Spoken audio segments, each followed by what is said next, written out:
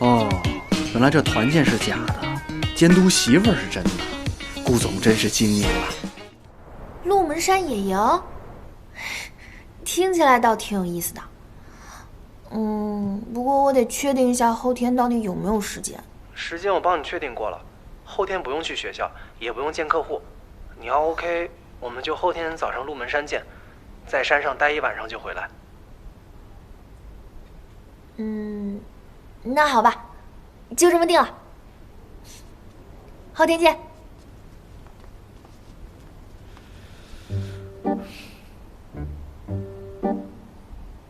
孤男寡女，还野营。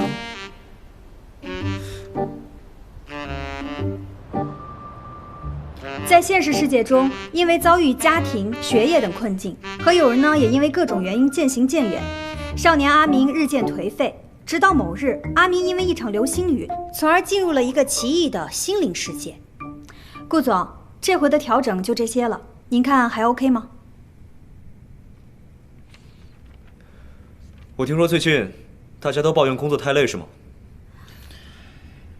没有。大家辛苦了，明天公司放假，统一到鹿门山野营，放松筋骨，呼吸新鲜空气。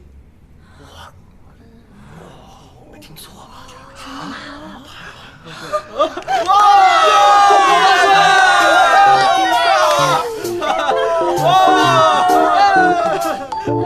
万岁！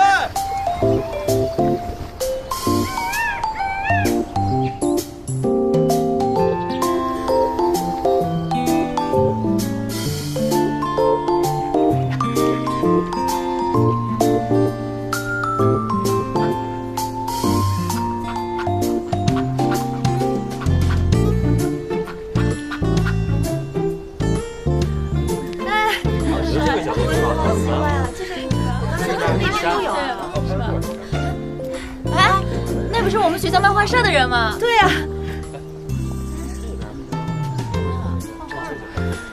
原来不是孤男寡女。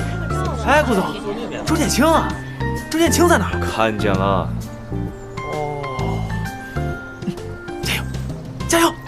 嘿，好巧啊！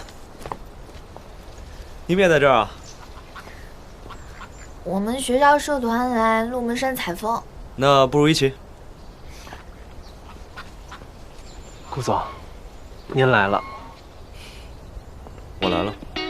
你们今晚也在这山顶露营？我们还真有这个打算。也刚好是1天1夜。没错。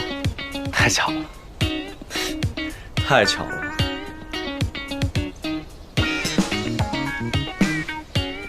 哦，原来这团建是假的，监督媳妇儿是真的。顾总真是精明了。陷入爱情的男人真可怕。顾总就是顾总。